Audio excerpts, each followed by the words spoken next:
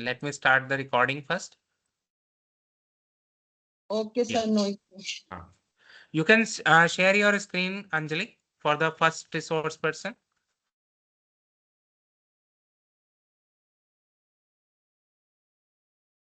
Good evening, everyone.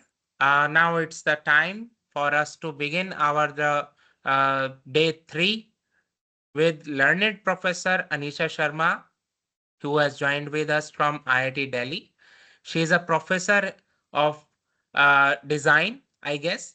I'm right, ma'am. And she has a great experience in design thinking and related fields. When I connected with her, I felt a great surprise that she was interested and she expressed her willingness to deliver this lecture. I want to thank you, ma'am, for accepting my request for delivering this session in this AICTE ATAL FDP on design thinking.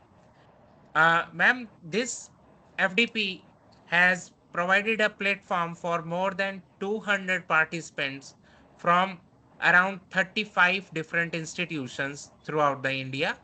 And many of the participants who are joining in the session, I must say that I am getting so many calls, are not even registered for the ATAL portal. They are just keen to learn. They are just interested to learn new things, as we have a bouquet of different resource persons from different fields. To add a more feather in this hat of design thinking, we would like to invite you on the stage on this meeting platform to deliver your session. To formally introduce the resource person of this session, I would like to request the coordinator of this uh, day 3 FDP uh, to introduce the resource person of this session. Anjali, now it's over to you. Okay, sir. Thank you. Good evening to all. It is my pleasure to welcome you all to session 3 of the ATAL FDP on designing designing thinking for next generation AI solution. We are honored to have with us an esteemed speaker. Professor Anisha Sharma is an associate professor in the Department of Design at IIT Delhi, where she teaches in the Bachelor of Design, Master of Design, and the PhD programs, and the formerly served as a head of department. She is the founder of Experience Lab at IIT Delhi, which explores research in arts, design, creative experience, culture, and the cognition. With over 25 years of experience in design and more than 15 years in academia, Dr. Sharma has previously worked with leading design institutes, including NID, Srishti Institute of Art and Design, and the Symbiosis Institute of Design. A PhD and a Master of Design graduate from IDC, IIT Bombay. She has also led user experience design at GE Digital and organized several national and the international conferences on design, education, and creativity. With her vast expertise and experience, we are fortunate to have her with us today to share her insight, knowledge on design. So, welcome to ma'am, and now it's over to you. Thank you so much. Thank you so much for your kind words. I am Anisha, and I am here in Delhi at IIT in the Department of Design, and I am a designer. So, for me, when Professor Suyash asked me to talk about design thinking, I was very happy because this is what I do. In fact, design thinking is something um, which is which is a concept that has come for us. It's the way of our life. So I just wanted to share the way design thinking has come about. It is a concept that came about from different fields, and I just want to take you through how design thinking has come about and how it helps in transforming products, companies, and also societies. Yeah, there are many problems in the society, and we are able to look at them with a very different lens when you are looking at it from the design thinking perspective. So I would like to share my screen. Are you able to see it? Yes, ma'am, it is clearly visible, ma'am. Yeah. So, yeah. So, design thinking has been there for a very long time. It has been a concept which a whole lot of business companies use for their transformations and for their growth. It is also used for in the area of coming up with innovative technology, with innovative products. And for me, because I belong to the domain of design, we are practicing design process so that we are able to come up with effective products, products that people like, in fact, products that people love. So these are some of the, so if you looked at it, Tim Brown, who is the executive chair of IDEO, says that design thinking is a human centered approach to innovation that draws from the designer's toolkit to integrate the needs of the people, the possibilities of the technology, and the requirements of business success.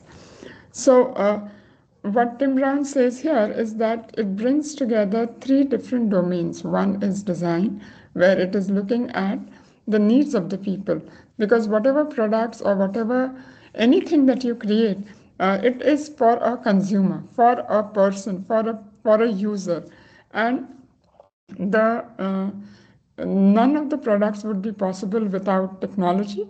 So you are looking at creating a innovation or a incremental or a radical change in with the help of technology.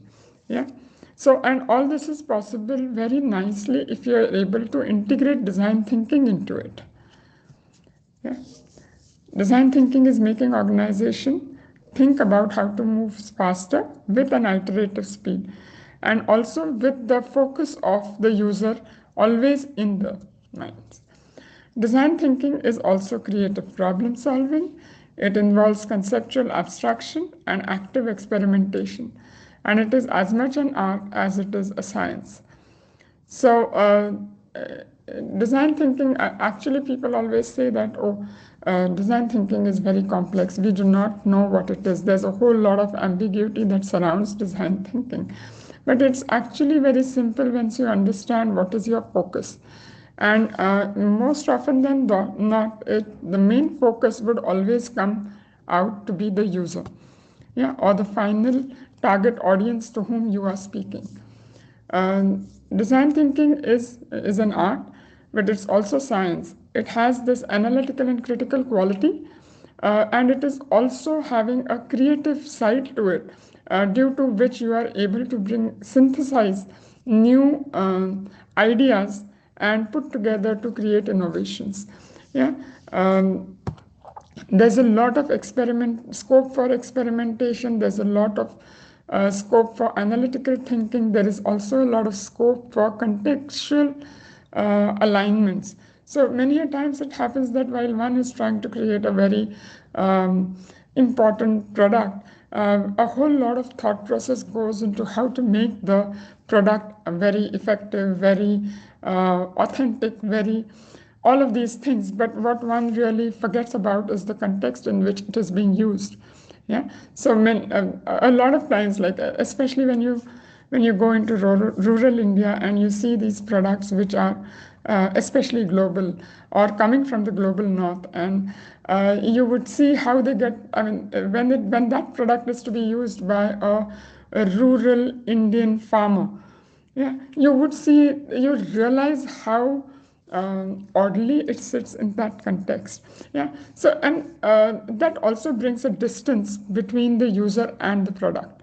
So if you, I don't know how many of you have been to these villages in Gujarat, and I was very fortunate to have visited. The one thing that I really liked is you would have these flat screen TVs in the houses, but the entire flat screen TV is decorated with Hindi may we call it jhalar. Yeah? They will crochet it with a lot of toran and everything with colorful red, blue, yellow. All colors are put like you have a TV cover, so that it becomes aligns with what is there in the context. So even, and I'm talking in the more aesthetic point of view, but also it becomes more predominant when you're talking about things or objects or products which are when you're looking at the functional side of it as well. Many a times we create products where you say that I want to create a cutting board or a cutting equipment for vegetables, suppose, and then you put it into, say, South India, where they are more used to having a coconut grater kind of equipment, and there is a mismatch between what the people are used to using and what what the company is thinking that it is coming up with an innovative product. So contextuality and aligning to context is something which is very important. Yeah. So coming back, there are two words in design thinking. One is design, the other is thinking. Yeah, design is doing. Basically, you are getting your hands dirty. It's an intuitive process of creating exciting visible wholes from messy, invisible parts. Yeah, that actually is design. It's a very hands-on, very, I need to do this things, I need to see whether things work. I keep on making things, I keep on destroying them, I keep on making newer ones. So design is all very dynamic process.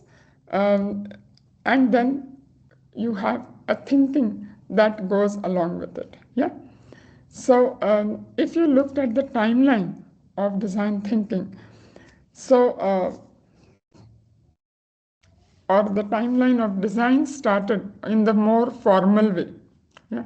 Formal education of design started, I think if we can go back to, say, Bauhaus, where we had the um, designers had been practicing design thinking, um, but it was only since 1930s that we started looking at mass manufacturing of products, and hence we required a very different way of thinking of creation of products.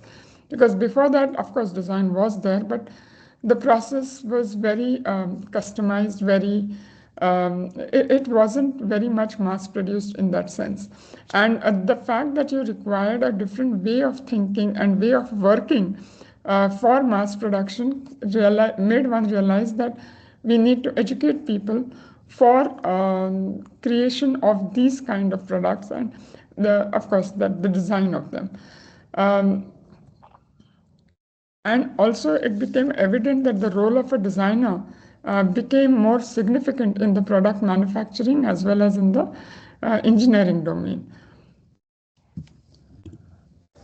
Yeah.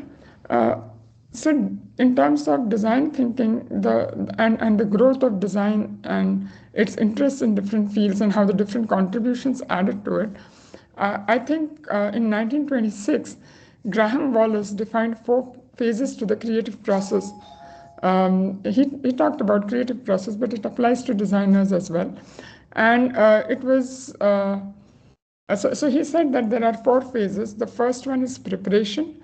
The second one is incubation. Preparation is when I am doing my research and finding out all the data about the context that I'm working in. Incubation is when I have understood, analyzed the entire research that I have done, and I'm incubating. So many times one realizes that I'm thinking about my problem or the topic, but I'm really not. I have to work on it over time. So in some sense, we are incubating the thought process that we are having about that particular topic. And after we have done this for enough time, there is a phase of enlightenment where we get, this is the idea and this is the solution. We create a certain amount of prototype, or we create a certain amount of smaller product. And the last phase is verification, where I see whether what solution I have made is actually working or not. This contribution from psychology into the design process was a very significant one. It made one understand it put words or articulation to the creative process that was utilized by designers while they were creating their products. Yeah. Also, it also elaborates in certain sense the way a designer would think, because it elaborated the process, that the creative process and the design process as well. So the other part that happened was, from the business side, it became, people started realizing that design became a crucial process for the success of any business. So the more innovative products you come up with, the more success you get. And it's not just about innovative technology, it is about application, the appropriate application of technology, and converting that technology into usable products. Yeah, and the businesses that were able to do this successfully thrived. So companies like, uh, sorry about that. Uh, yeah, so the companies that were able to do that were very successful. Companies like Philips. I'm so sorry if I'm getting disturbed with my phone. Yeah, sorry about that. We'll go ahead. Uh, Now, when we talk about products, no product is feasible without technology. Yeah, we may have designers who are thinking creatively, we may have businesses which are providing the space and the arena for this creative process to come up with creative products. But these creative products are not possible or feasible without technology. And that's where engineering or the technologists and manufacturing comes about.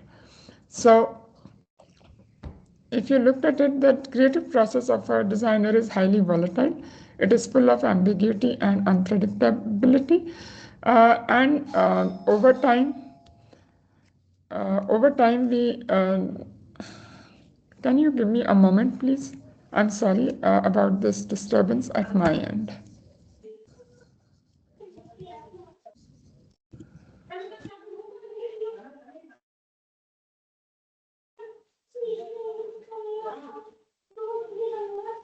Ma'am, your slide is not visible.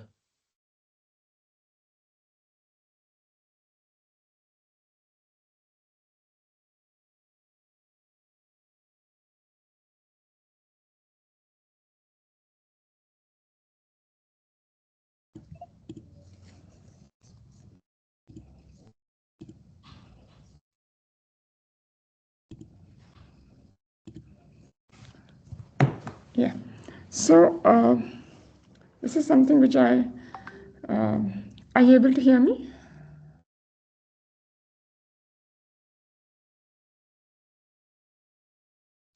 Yes, ma'am. Yeah. Okay. So this is something which one looks like this. So if you are looking at scientific thinking or engineering thinking, it is very vertical. So I'll take one concept and I deep dive into it. Yeah. I focus on that topic and I keep on digging deeper and deeper and deeper and deeper into that topic. In comparison, so in that sense, this type of thinking is very vertical, whereas design thinking is very horizontal. Yeah, I start with this direction, then I see a fork, then I say, "Achha, let me go in this direction." I keep on diverging. I connect dots. I take up multiple paths while I'm design thinking. I try to connect dots. I try to build relationships between two unseeming entities, and that's what the difference between the critical thinking or analytical thinking versus design thinking is. Yeah, and actually this was elaborated in creative engineering by John Arnold, where he published design thinking in his book Creative Engineer.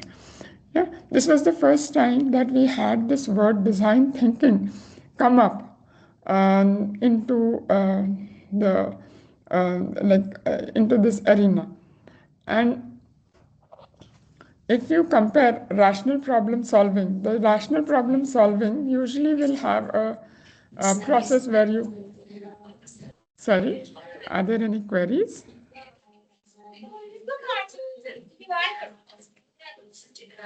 Okay.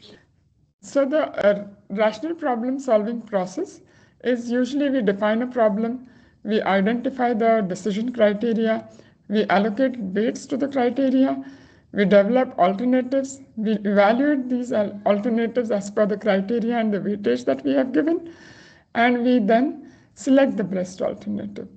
In comparison, when you're looking at design thinking problem solving process, we say that the first point is discovering. I try to understand what are the challenges and the problems. We are trying to discover the problems that people face while they are doing a particular process. Yeah? Then we try and interpret.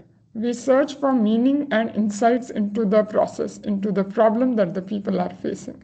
We start looking for stories, patterns, we collect data, we analyze it, we interpret it. Yeah? And once we have interpreted it and we have gotten a clarity of what are the different insights or what is the user trying to tell me or what is the context trying to tell me, once the designer has the clarity of what is there, then the next step would be generating ideas. Usually one would brainstorm to create a lot of ideas. Yeah, and so in design we say that uh, one can get a lot of ideas, but one has to then convert those ideas into concepts. Yeah, design concepts is a very important part, and it is very different from an idea. One can think of any number of ideas, but a concept is something which is feasible, which is rounded, which is absolutely foolproof. Then only it becomes a design concept. And once we have the design concept, we usually then test it and see whether whatever concepts we have created or whatever products or whatever prototypes we have created, they're working or not. And once we take it to the user and get their feedback, we again start the process of evolution of that product. So it's a sort of circular. You keep on getting the user's feedback, going back to your drawing board, re-looking at the perspectives that the users have given to you, and restart the process again. So now if you look at this, you would understand the basic difference between the different type of thinking or the approach that one needs to take. Even the words like discover, interpret, all of these are very different ways of looking at the same thing. Perhaps we are all looking at things depending upon the domain we come from. We would look at the same situation with very different eyes. And the designer's eyes are looking at it from this perspective, from the idea that I'm trying to discover something. I'm not going there as an expert. I'm not going there. I'm an unknowledgeable person who's just landed up in that situation. And I want to look at it with absolutely fresh eyes. And it's also a way of seeing and understanding and also listening. Yeah. So Bruce Archer writes about designerly ways of knowing, where he says that there exists a designerly way of thinking and communicating that is both different from the scientific and scholarly ways of thinking and communicating, and is as powerful as the scholarly and scientific methods of inquiry when applied to its own kinds of problems. So what he's saying is exactly that there is this very unique way of looking at things. It's the way you think about, or the process that the process is exactly the same. You are looking at a problem and finding a solution. It's just the way you think about or the way you approach it is very different. The way the kind of attitude with which you approach that problem is very different.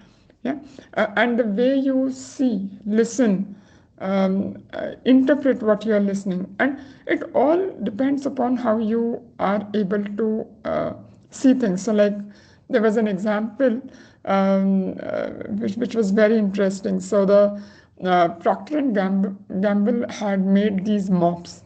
Yeah? So they were looking for new ways of what should we do to make a new mop. So they had everybody, all the user researchers and engineers had gone into the market to see, okay, what is there?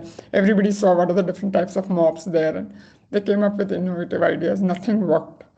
Yeah. And then there was this designer who said, okay, two of them said, okay, we will go and talk to our user. They went to a house. It was an elderly lady. And they went and they said, okay, we will go and have a talk with her. They talked with her. She asked them to come into her kitchen. She said, let me make you some coffee. And because she was an elderly, while she was picking up the coffee, it fell on the ground. And in the market, the guy said, okay, let us get our mop. Anyway, we are from the mop company. Just give us water, we will wipe it. And she said, no, that's coffee. So she took up pieces of tissue, she wiped the whole thing clean, and said, no water. And that was the idea that the designers got. And they made the flat mop, the first flat mop, yeah, with the microfiber. So it is just that you are observing. None of the interview questions were about what was the problem. They were going out to make a mop. Yeah? And so this way of listening, this way of observing, all of this is a part of design thinking. More 1990, we had a very interesting company called IDEO, where David Kelly establishes design thinking as a predominant design method and process for industrial design and engineering. David Kelly was also part of Apple's design team, and they worked very closely. So IDEO came up with these very important tenets, and he says that design thinking brings together what is desirable from a human point of view with what is technologically feasible and economically viable. So this thing that they have made is absolutely apt for any kind of successful product development. You have to have a product which is desirable, a product which is feasible. So technology has to be there for it to be a product, and it has to be viable from the business side. Yeah, and this is where the intersection where the design thinking lives. Yeah. The other thing that IDEO came up with was while we are doing design thinking, we come up with number of ideas. Some of them are small improvements. So they said these are incremental innovations. Yeah. Then some of them are a little drastic. Yeah. So they say that the ideas that bring new users, and the idea is new. So the ideas that bring new users together, it would be an evolutionary idea. And the one that is like futuristic, they called it revolutionary. So if you looked at all the products that are there in the market, and the newer versions that they are coming out with, you would be able to tell whether the newer evolution or the newer version is incremental or evolutionary or revolutionary. So this is an exercise which our students really love to do. But this is something, a perspective. So when you're looking, because we get a lot of ideas for the problems that one is facing, but it just depends. And when you have this, you realize the importance of this. Yeah. So the revolutionary ideas, really you need to see whether there is feasibility, which is technology which is available, and whether they are viable, which means whether the companies are there and there is a market and manufacturing processes and the supply chains, whether they are actually viable, and also importantly, whether they are desirable. So Edison came up with the idea of light bulb, and he was greeted with, well, we all know, people really did not want electric bulbs. Yeah. So, and with time they realized, and it got accepted and everything. But all ideas, even if they are there, one needs to be seeing how revolutionary or how incremental or how evolutionary it should be, and which ones we should take up. And while we are looking at those ideas, this triad becomes very important. Yeah. Also, IDEO came up with this very nice thing that for all design processes, we use two types of design thinking. Also, this comes from psychology because till then, psychology, the domain of psychology had looked at the creative process and they had said that creative process uses divergent thinking, yeah, to come up with newer ideas and newer thoughts. Yeah. So IDEO combined these two and said that in design thinking, we are using divergent thinking and convergent thinking through different phases of the design process. And so they had this first design process, yeah, design thinking process, which said that design thinking has 5 phases. First is discovery, where we are doing divergent thinking, where you're trying to understand the challenge, you're preparing the research, and you're gathering the inspiration or gathering all kinds of data that is related to the context. Yeah. The second phase is interpretation, which says what are the different stories that are coming out from here. What is the meaning of if my user says, "Oh, I do not like this cup." Yeah? What is the meaning of it?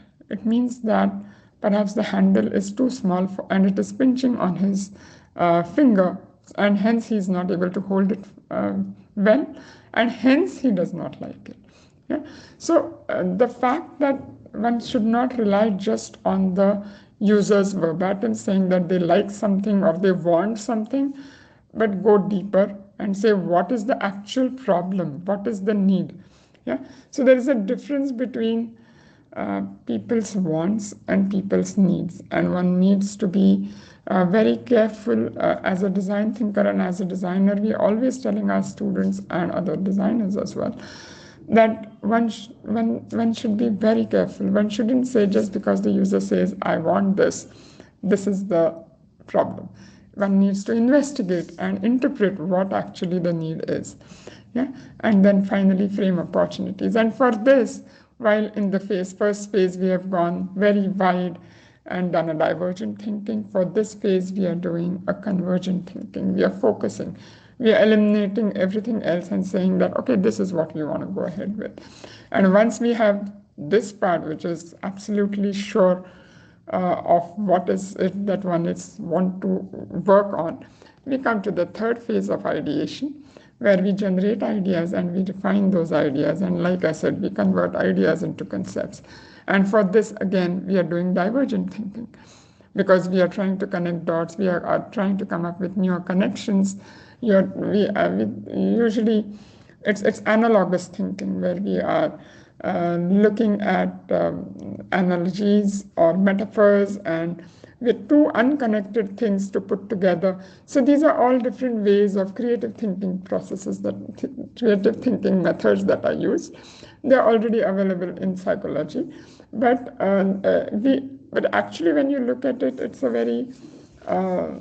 not as streamlined or articulated as you would see in theory. It's a very messy process where you are actually struggling to say, okay, now this is the problem and how do I. So my own personal PhD, doctoral research was on the creative process of designers. And I've had a lot of designers I interviewed, and a whole lot of them said that, oh, it's a moment. It's like, okay, this is it. Yeah, and they said that, okay, it's a very frustrating process because you're trying to come up with a really new idea for things, and it's just not coming. But the thing is that if you pursue it enough, you do not leave it, you do not quit it, it comes to you. Yeah. So a whole lot of people said, one of my interview participants said, it usually comes to me when I am near sleep, or I just wake up in the middle of the night and I know the solution is this.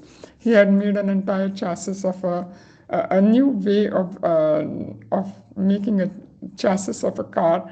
And he said, oh, it was right there in front of me, in front of my eyes. So there are different ways of how people create newer ideas. It's a very ambiguous and a very dynamic and a messy phase to be in. But coming back to design thinking, it uses the divergent thinking. And the next phase is experimentation, where I am actually converting these concepts into physical prototypes. Yeah, I could be, and in this, why am I making a prototype? Because I need to take it to the user right at the beginning of my thought process. I need to know whether I'm working in the right direction or not. Yeah, I'm trying to get a feedback from the user, and if I make a physical prototype, it becomes easier for the user to understand what actually the object is. And for creating this, I'm again using a convergent thinking. Yeah, and lastly is the evolution, where I track my learnings and I move forward.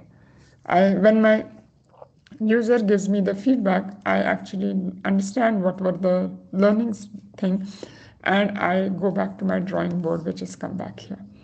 Yeah. So this is the design process that was proposed by IDEO. Sorry. Yeah. Uh, IDEO was in California, US. Uh, in 2005, British Design Council also promoted the double diamond design process, which is this. They said that rather than 5 phases, every design process has 4 phases: discover, define, develop, and deliver. And if you looked at this, again, these arrows are divergent and convergence. Divergence and convergence. So this is the challenge and this is the outcome. And if you looked at this arrow, right, the deliver and develop, it's an agile process. You constantly create the prototype, take it to the user, again go back to the board, make the changes as per the feedback, and then again go back to the user. So you do a whole lot of back and forth on this process. Yeah? And if there is something really wrong with your prototype or the thought that you have, you again go back to the beginning of the process and restart again. So this is what the British Design Council suggested. And the people at Stanford, I think David Kelly had moved to Stanford, and he started the D School that promotes the Stanford design thinking method. Yeah. And that says it has 5 phases: empathize, define, ideate, prototype, and test. Yeah. Again, similar to the IDEO's one, but slightly different. Yeah. So I am focusing on these 3 design thinking processes. However, there are others as well, and in fact, uh, every company has its own design process. I know for sure that GE, where I worked, there they followed the Menlo design process. Yeah? And they have come up with their design processes because of the nature of the products that they make and the process that is involved in creation of those products. So, but generally, if you looked at these two, the double diamond, the British Council design process, as well as the Stanford or IDEO's design process, they encompass most of the phases that are required for design thinking. Yeah. So if you looked at this, we start with this: empathize, define, ideate, prototype, and test. So starting with empathize. So Tim Brown says empathy is at the heart of design. Without the understanding of what others see, feel, and experience, design is a pointless task. So empathize, knowing your user, is the core to a successful product design. If you get wrong in understanding your user, there is a heavy chance that you may not succeed. And empathy is a quality that one needs to develop as a designer. So it is not external, it is internal. It's an attitude, it's a way of thinking. Yeah. So that's why when I started my talk, I said design thinking is a way of life for us. Because it's you have to internalize it.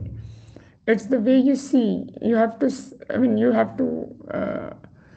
observe and recognize the problems that the user is unable to articulate. Yeah, so it's a way of seeing, it's a way of listening. There are a lot of time people don't say what actually happens, or can't say what actually is happening to them. And so reading between the lines, making the right interpretations, all of this is extremely crucial. Yeah. So in empathize, one is looking at a whole lot of research. Yeah? You are talking to people, you are looking at the context, you are looking at your, so if you are creating, say, uh, a hand pump uh,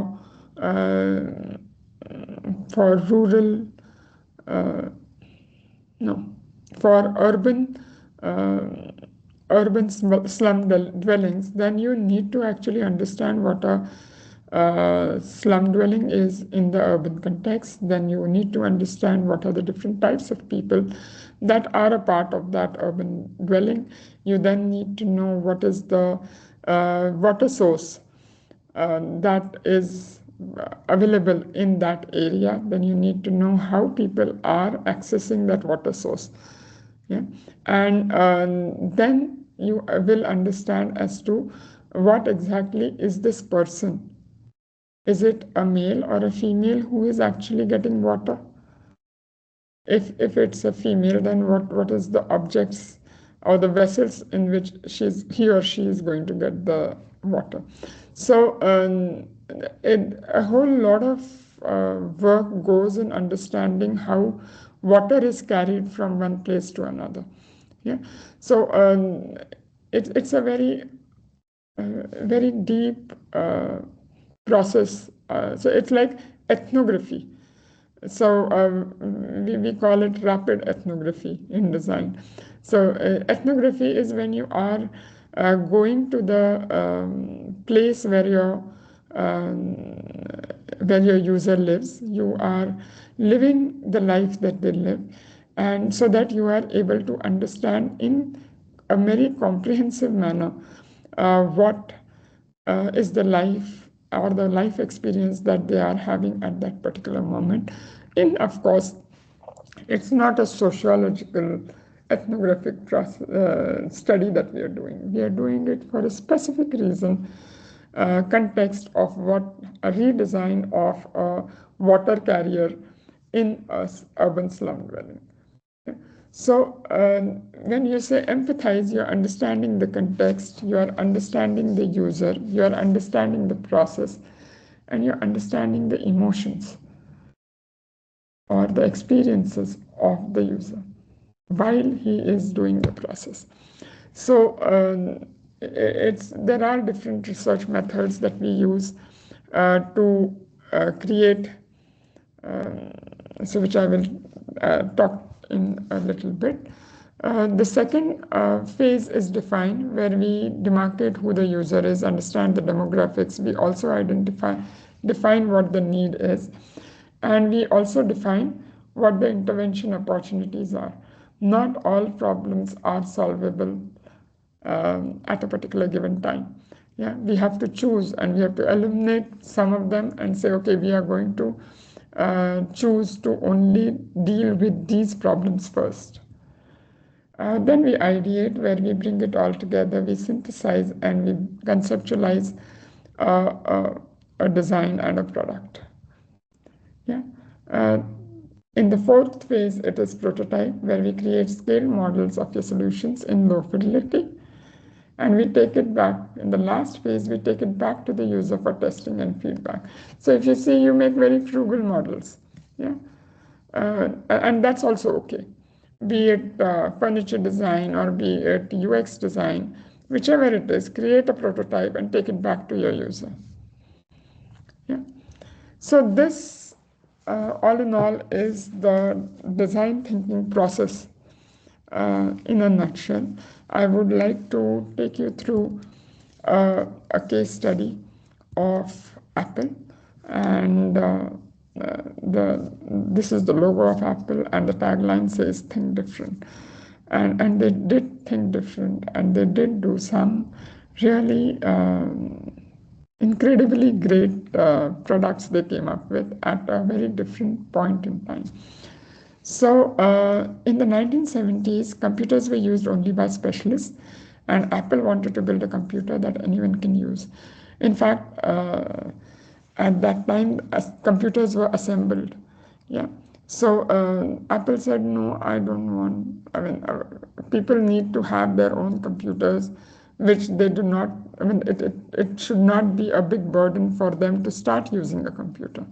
And while they are using the computer, they need to learn a new language. It should be very easy and anybody should be able to use it. Yeah, hence less complexity and easy to use. So of course, it looked at these three. IDEO was, I mean, David Kelly was an important part of Apple, and they looked at this triad and did come up with absolutely wonderful products. So what they said that give people what they need and make sure that people love what they get. Yeah.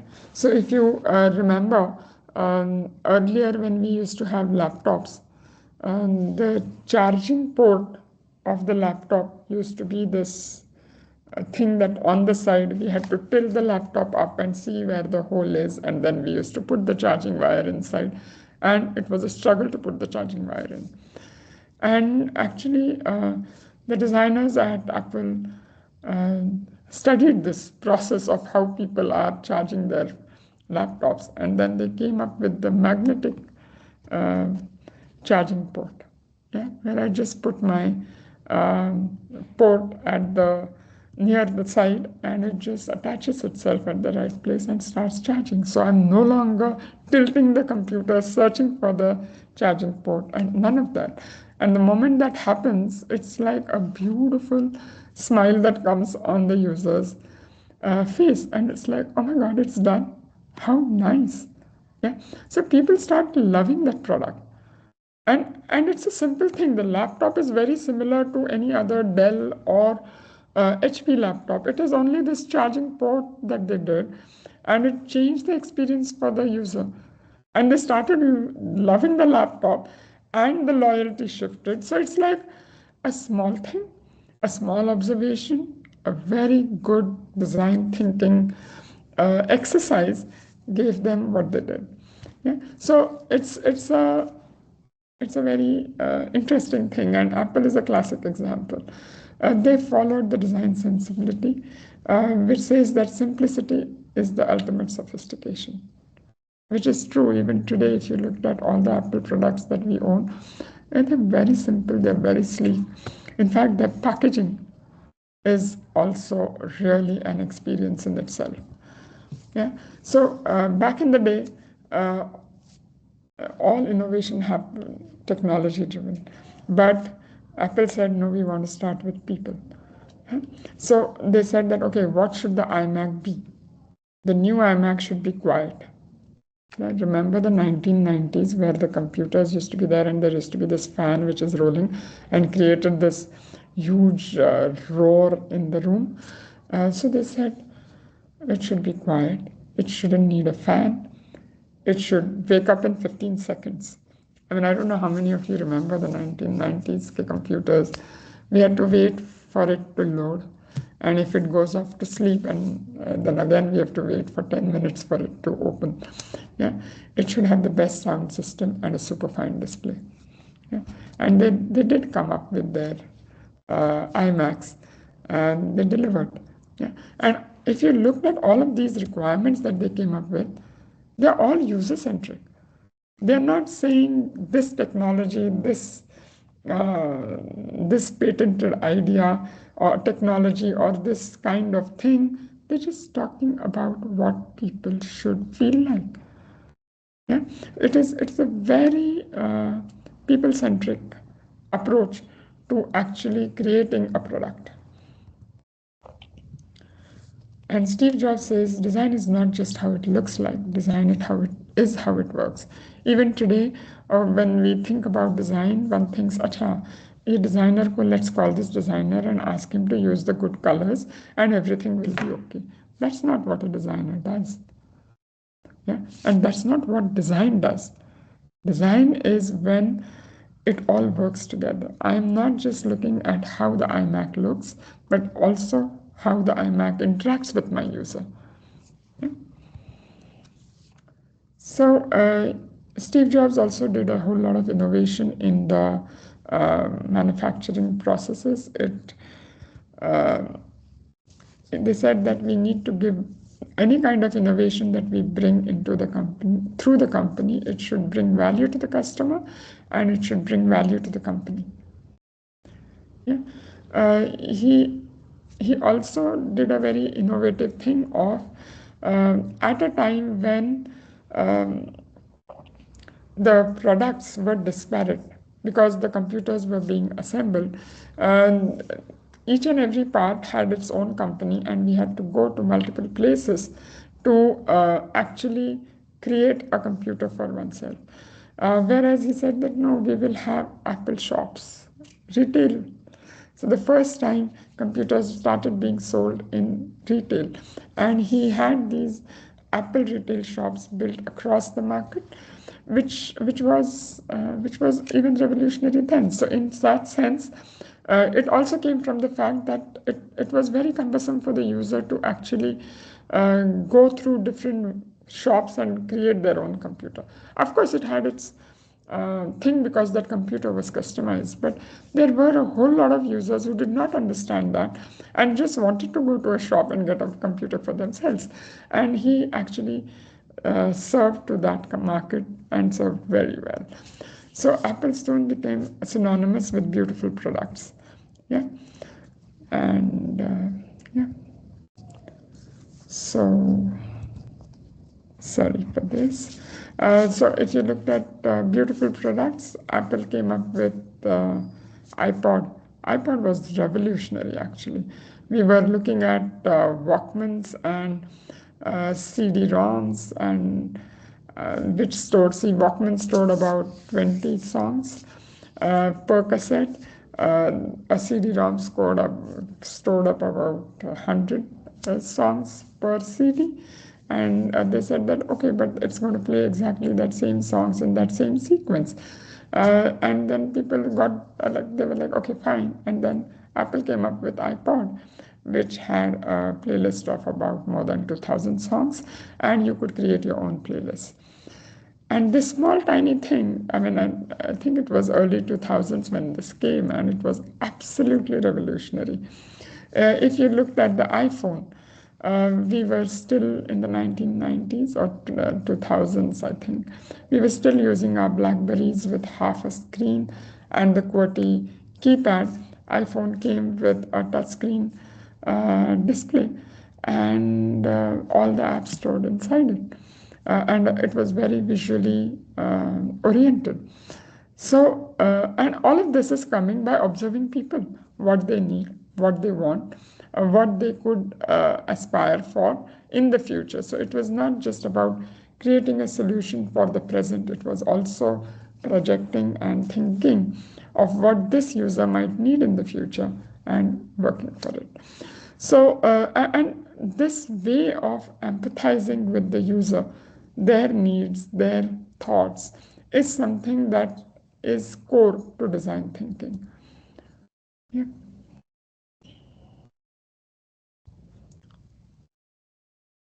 So other example is about, I think we do not have the time for it.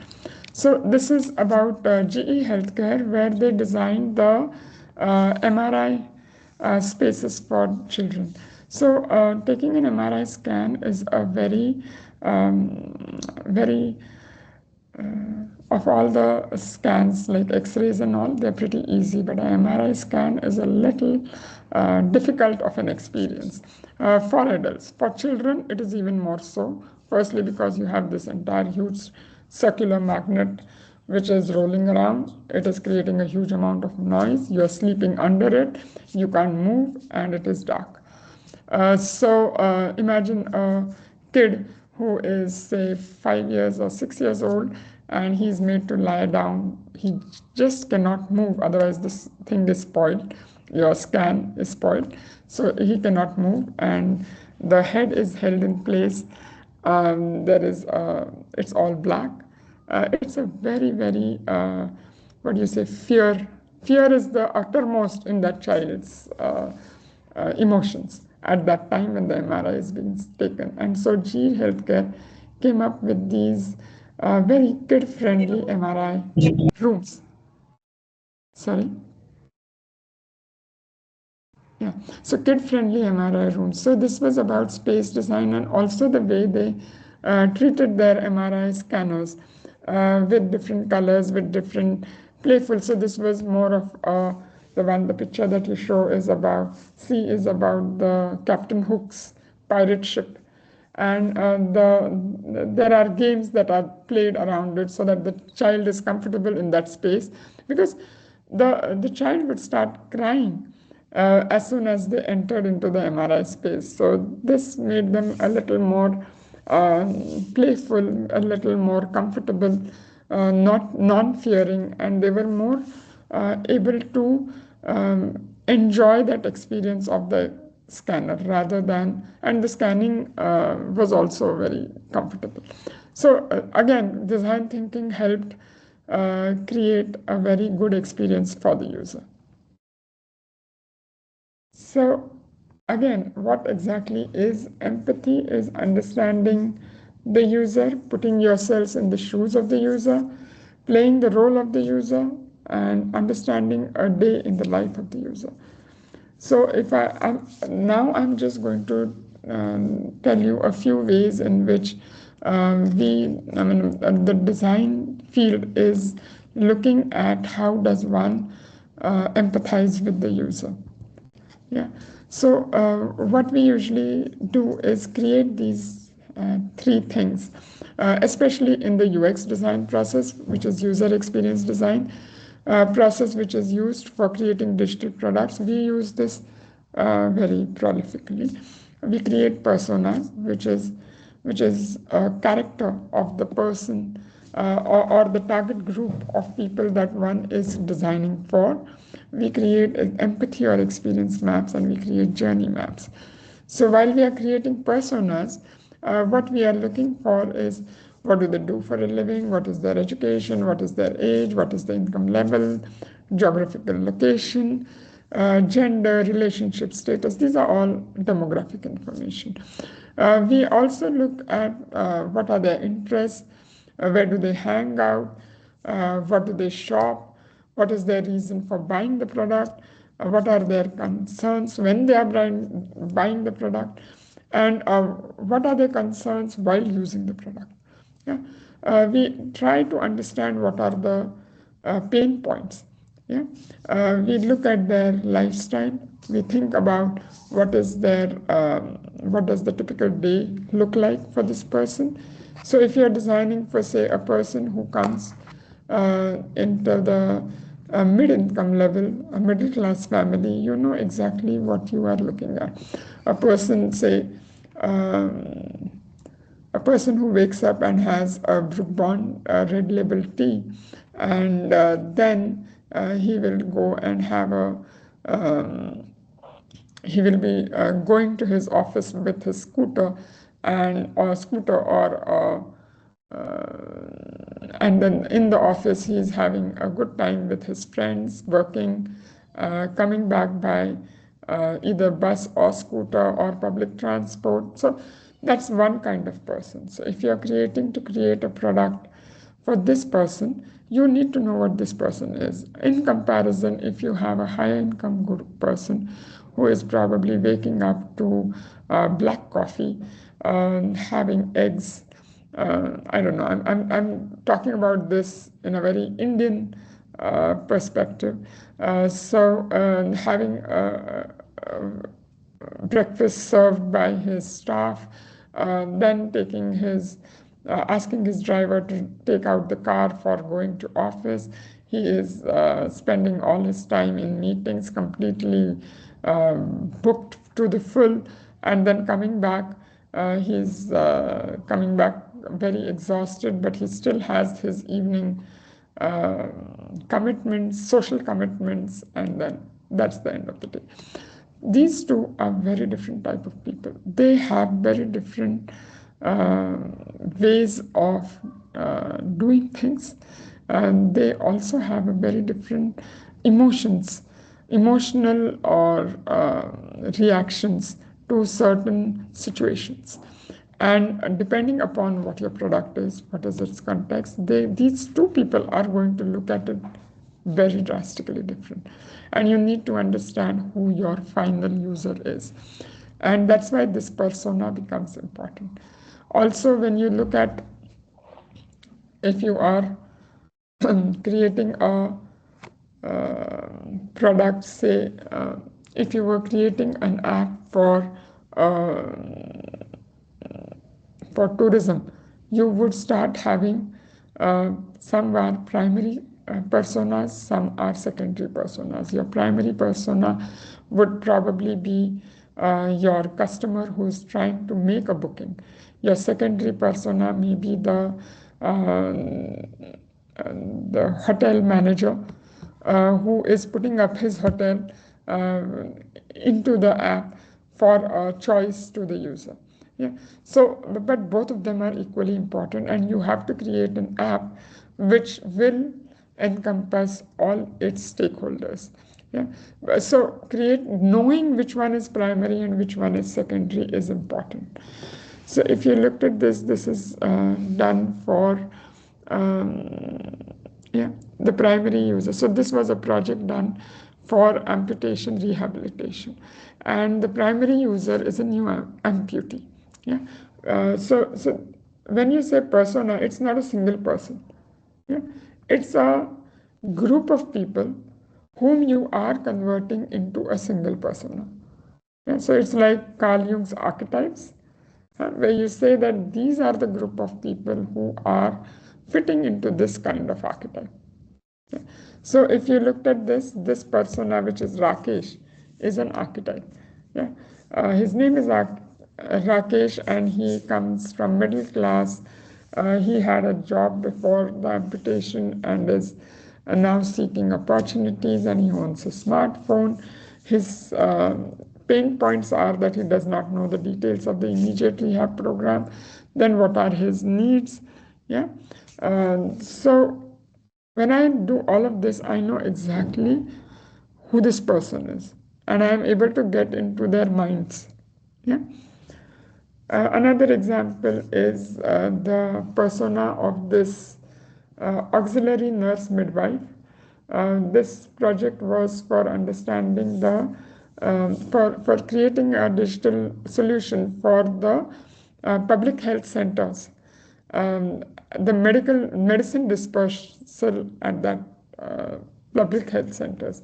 So all these ANMs and ASHA workers go to different parts with medicine.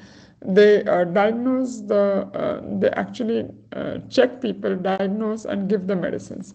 So there are two personas here. One is the auxiliary midwife, who is actually interfacing with the patients and giving the medicine, and the storekeeper, who is secondary one is the storekeeper, who is actually keeping a tab of the medicine and giving it to the different nurses to be dispersed. So if you looked at this, this is an interesting one where she says, I'm so overwhelmed, I have to do everything here, from documentation to fieldwork to going out to get the medicines for the center. Yeah? यहाँ सब काम मुझे ही करना पड़ता है. So when you have these, when you're able to extract or you put this into the persona, I get a very clear picture of whom I'm talking to.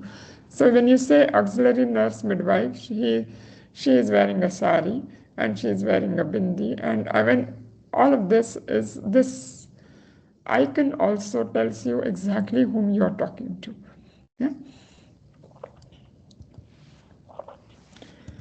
So when I know who this person is, I now need to see what they think, what they do. Yeah? So what I do is I create an empathy map. An empathy map is a collaborative visualization used to articulate what we know about a particular type of users. It externalizes knowledge about the users in order to create a shared understanding of the user needs, and it helps in decision making. So what I do in an empathy map is, what does the user say? What does the user think? What does the user do? And what does the user feel? Yeah? And I need to do all of this because they're all very different. Yeah? So if you looked at this, while buying a TV, what does the user say? What do you think? What is the best size? What do you like? I want something reliable. But what does she think? Why is this so tough? There are so many features. It's taking too much time. Yeah? What does the user do? She does the pros and cons. She does research. She asks relatives. She compares products. And what does the user feel? There's a certain amount of confusion. There's a certain amount of excitement, anxiety, and fear. Yeah? And when I know this now, I, I mean, I get a clear picture. This is how I'm going to reach the nearest to understanding my user. It's a simple thing as buying a TV. And when I know that this is says things, doesn't feels, it really breaks down a clear picture of my user's mindset, the way the mind works out for me. Yeah? And lastly, I create journey maps. A journey map is a visualization of the process that a person goes through in order to accomplish a goal. Yeah. So if you looked at any journey map, regardless of how they look, journey maps have the five key elements. One is the actor, the scenarios and expectations, journey phases, actions, mindsets, and emotions and opportunities. So if you looked at this, yeah, browse information or learn more on a general topic. Yeah? So Linda identifies the information need, which is the stage. This is the phase or the process of browsing information. What are the different activities that this user takes up? What does the user feel while he or she is doing this? And what is the opportunities? Yeah? The other way is what are the actions taken? So this is the journey map of the amputation. Yeah? So the actions taken: immediate post-operation, medical care rehabilitation, and home rehabilitation. In this, the action this is taken is wound healing, body control exercise, assessment, measurement, and trial. And while the amputee is going through this, these are the different thoughts and feelings. Why has this happened to me? Will I ever be my usual self now? So the emotions or feelings is depression from loss of limbs, sad due to loss of mobility. Yeah? So when I get these, yeah, I'm able to derive the opportunities. Opportunity is fully detailed rehabilitation plan should be known to the user. Yeah? So it's like I'm by this journey map I'm able to understand how the user is behaving while he or she is in the process of the task of doing the task that they are supposed to do. So we started with understanding the personality of the user to understanding what they are. The empathy map tells me that how do I understand the difference between the four things of what they are saying, thinking, feeling, and doing. Yeah, and in the journey map is absolutely contextualized to my problem and the task at hand, and I know at exact phase of the task what is the user feeling, doing. The entire empathy map is mapped out on the journey map. So doing, feeling, saying, and I forgot one. When I've done all of that, I'm able to understand what are the different design opportunities. So I think that's that from my side. I have extended, I'm not sure. We can open for questions if there is time and if Professor Suyash is okay about it. Thank you, ma'am. You have explained very well all the concepts covering the design thinking and its phases. I request all the participants to unmute yourself. If you want, you can ask questions. You can post the questions in the chat also.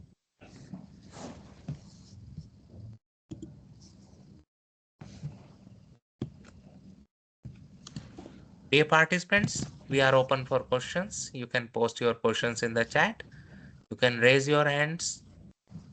Yeah, Professor Kurt wants to say something. Sir, please.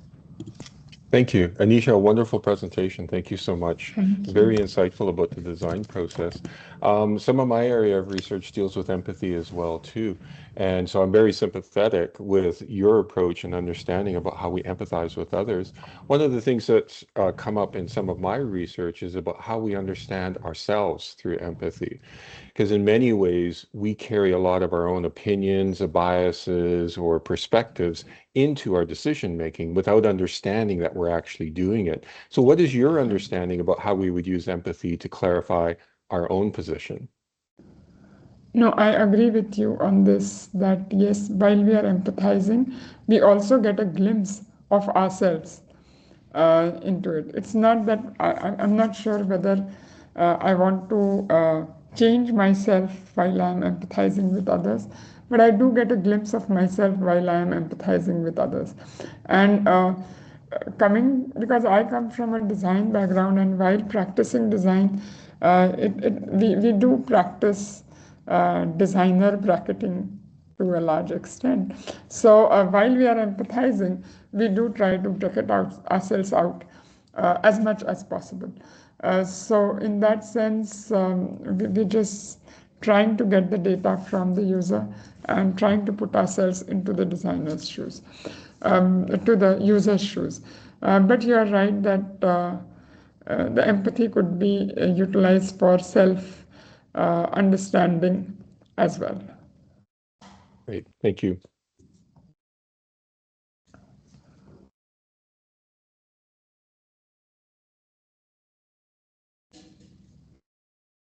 Yeah. Any other questions?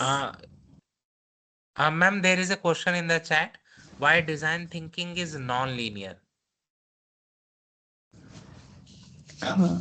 So, so I wouldn't call it that design thinking. It is not non-linear. It is divergent. So what happens is, if I go deep in uh, one topic itself, I will not be able to see other perspectives, because design involves creative solutioning. I need to actually look at multiple perspectives. Multiple thoughts needs to be there in my bucket for me to be able to join them together to create newer ideas. So it is not that you may not get ideas with linear thinking. You may, because if I have researched on a particular topic enough, I know that topic completely. I know what is possible, what's not possible. But we are talking about revolutionary ideas and thoughts, and so for that, I think I'm not sure. I mean, Edison would have been able to come up with a light bulb if he was doing linear thinking on the knowledge and the technology that was available then. Only because he was able to extrapolate and think of something really drastic, which was not there. Hence, that divergence is at the core of design thinking. Because I need to come up, all new ideas are not existing, right? I need to create new knowledge. I need to create new, not knowledge, new idea. It's something which is very creative, and hence, I think, yeah. Excuse me, ma'am. Yes. How it should be taught in the classroom? What type of approach we should use?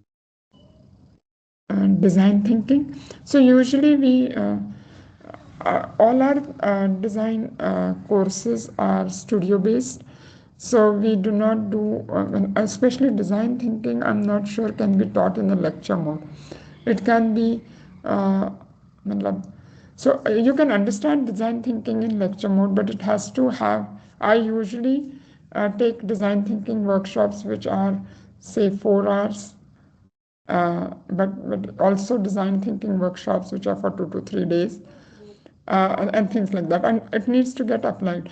So one is I take a lecture and leave it at that, but the real internalization will happen only when the person has practiced design thinking. So we have a whole bunch of activities that we do, which helps the. So when I'm saying empathy right now, which is phase one, we have right now seen how empathy is, what needs to be done. But it is only when we have actually done the empathy process within through projects or through activities that one is able to internalize it and understand the deeper nuances of it. Because right now those finer nuances are not, one cannot really articulate and put it into a lecture. It will only happen through project-based learning, activities, exercises, and things like that. Ma'am, there is one more question in the chat. How can we use design thinking to create AI applications that are accessible to rural or unserved communities? So if you're using design thinking on basically talks about user requirements and understanding the user. So the first step will be to identify who your user is, go where the user lives, understand who the user is, Yes. and later on, you may, while solutioning, you may decide whether you want to go the traditional way or use AI for coming up with the solution. I hope the participant is satisfied with the answers. Otherwise, if you Uh, can tell me a deeper thing, then I may be able to answer better. yes, I can easily understand that concept, ma'am. Actually, to understand deeper insights of application of design thinking in various fields, we need a 2-3 day workshop on that particular topic itself, so that we can learn by the activities, so that we can Yeah, indulge ourselves in group meetings, group collaborations, and yeah. So discussions you to usually come I up with a, solution that is based on the human centric approach. Basically, the approach is to solve the problem with a human point of view. Yeah, Right. agreed. So I do take a CEP course, Design Thinking for User Experiences. So where it's a 6-month course. Of course, we are Course. talking more about user Yes. experience design, but the design thinking part of it comes as a first part. And we have these students forming groups and taking up topics, say healthcare, transportation, Yes. and Yes. things like that. And then they apply those learned tenets that we talked today onto those projects and actually do it. Yes, yes, yes. Actually, I discussed the introduction of design thinking on the first day also, and I told each and every participant in this meeting, in this FDP, to apply those concepts wherever you are working in an institute, you can apply, you can communicate with the people to understand their needs, their demands, their requirements. If you are working in a software industry, then you can understand the requirements of your client or your supplier. Wherever you work, you can apply these concepts. That is why this concept is really important in day to day life in recent period also. While the AI is emerging as a new technology, as a new technology change in the world, so at this time, it is really important to understand actual demands, actual requirements of the people, and this is how we can do so. Yeah, uh, that's very true. Yes, ma'am. There are some more questions. Is there any method or tool or canvas for empathy mapping? So there are different methods that we are using depending upon which domain you are working in. So because I come from user experience design domain, these are the various methods that we use, which I shared. They are not. I just talked about 3 because of the time that we had, but there are Yes. different methods, and you could choose anyone. The core idea is you need to get as near to the user as possible. So you could use any of the methods. People, Like I said, rapid ethnography, you can do contextual inquiry, you could do interviews. Yes, yes, yes. The methods are Direct multiple. interviews, questionnaires, by Yeah, online yeah, survey, all these methods are yeah. used for empathy mapping. All primary research methods that we use could be used in this.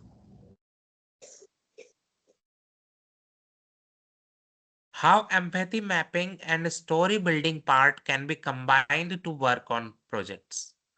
That is a nice question, ma'am. How empathy Uh, mapping and story building part can be combined to work on projects? yeah, so if you looked at the journey map, yeah, Yeah, so we journey also mapping. have Yes. something called as a day in the life of, Yes, which is that a is an way, activity. I also participated in a yeah, design thinking workshop. That is a workshop conducted by an institution, and in that it was the activity, the day of a person. yeah, You put yourself in that situation. yeah. So it is having a part of empathy as well as story building. We also Yes. do role playing while we Yes. are trying. So basically, one is brainstorming, the other is body storming, the other. So there are different methods which you could use to create these. So there are we have these. Group of students who will come together, who will show. It's like a skit, which Yes. could be used, which is also a method where you have a storytelling methodology to come. There is also scenario building, where we say that for a particular task to be done, we build a scenario that this is my persona and this is how his task will be done. So we are building scenarios. It could be made into comic strips, or it could be made as a voiceover. So the options are multiple on how you could represent your analysis and findings of the empathy phase to move ahead. Yeah. Any other question? Actually, I am not able to see the questions at all. Huh.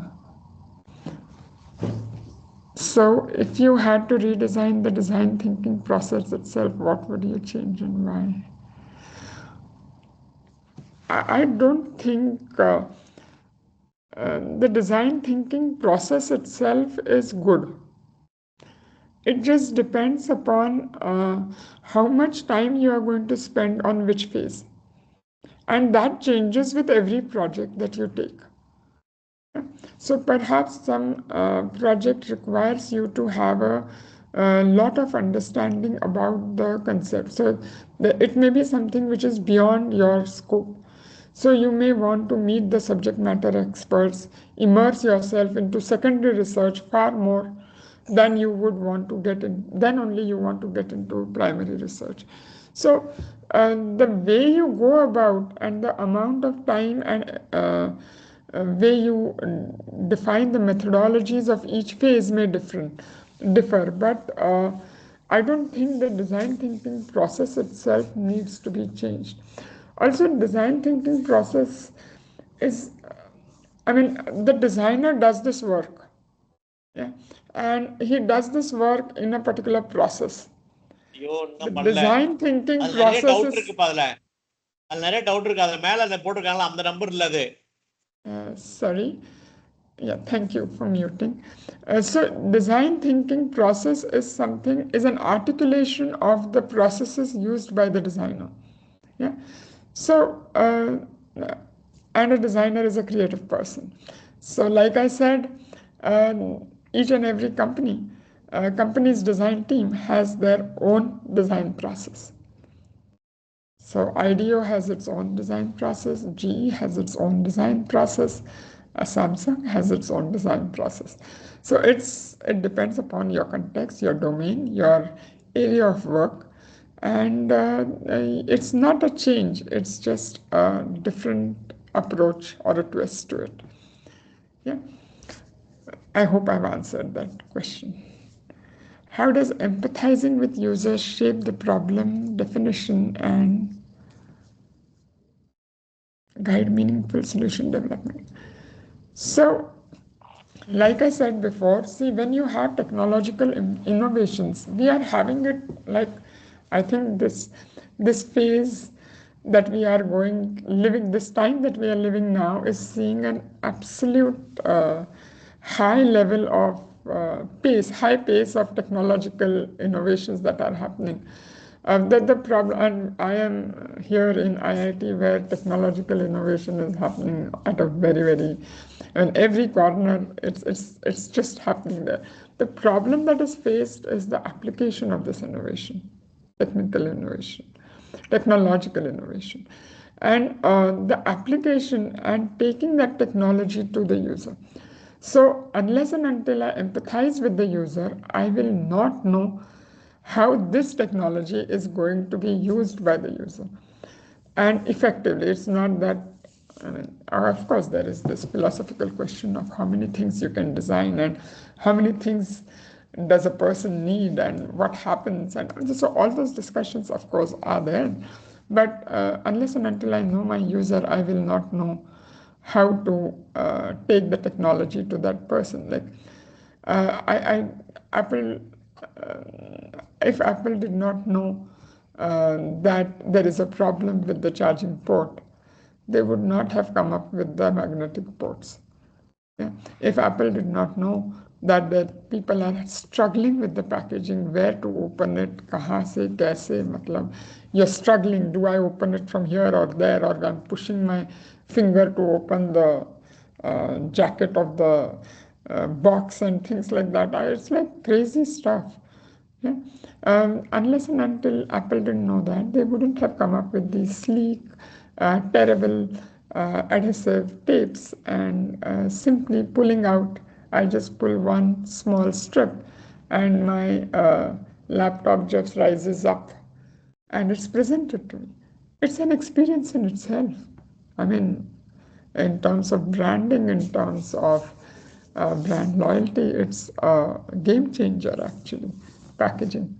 That, I mean, I know I am an Apple loyal person. Maybe that's why I'm coming up with these examples. But nonetheless, they have gone through a lot of observations and user studies to actually deliver us such good products.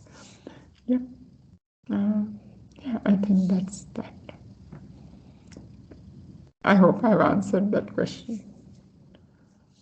Ma'am, why Yes. one more question is there, I guess. When we Yes. don't have a direct access to users or clients, how can we make sure that empathy is in design thinking is based on real user behavior and not just our assumptions? So, actually, you need to reach the user. How you reach the user is up to you. So, while I was working with GE Digital, GE Digital creates softwares for manufacturing lines. Yeah, so we were working for Kellogg's Cornflakes, and Kellogg's Cornflakes factories or manufacturing lines were based in US. We were in COVID times, and there was no way we could travel to US or go anywhere near the factory line. So we had to arrange for people to actually people living in US in near the factory to actually visit the factory, have the cameras on, and make us talk to them. Because reaching to the user is the core. And how you do it and what methods you utilize is up to you. But the information, also there are times when access to users is like if you are creating something for, say, COVID times when there was isolated patients were there and you had to create something for them. At that time, access is really inaccessible.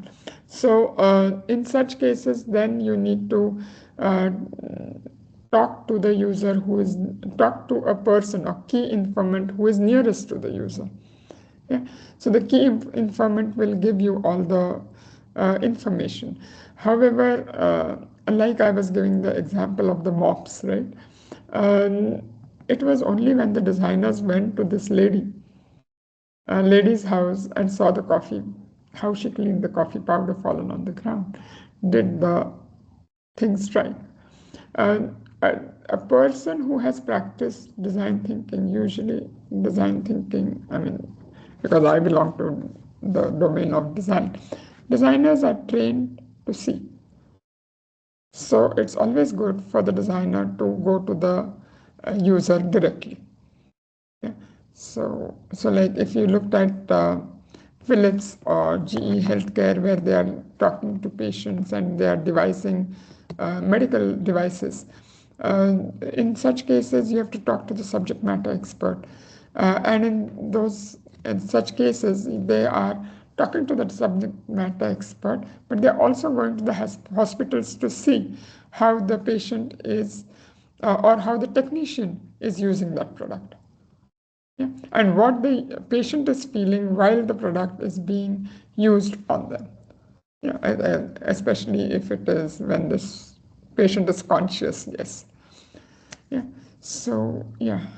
But it's good that you whenever you let the designer go to the user. Thank you, ma'am. That was really a nice and engaging session. And I too have learned so many things from you. My pleasure. Actually, this meeting was in online mode. I can understand some of the people might not be attending it very carefully, but I found it very interesting and very engaging session. I invite you to visit our campus and I invite you to deliver a lecture on design thinking, if Oh, possible, and from your side. sure, sure, Physically, absolutely. we can meet, we can have your discussion with us to learn much more new things and how we can incorporate these concepts in our teaching and learning activities. Absolutely. It will be Thank you, my ma'am. pleasure to Thank you. visit your university. Yes, And ma'am. thank you You for are this most welcome. opportunity. Please come to visit. Haridwar is a very holy I place know, near I River know. Ganga. I Our have university been is to situated. Roorkee. Yes, ma'am. Yeah. So, but I will surely, you let me know, and we can certainly have a session at your university. Sure, ma'am. Thank you. Yeah. Thank you very much, ma'am. Thank you very much. Thank you. Thank you, ma'am. Thank you.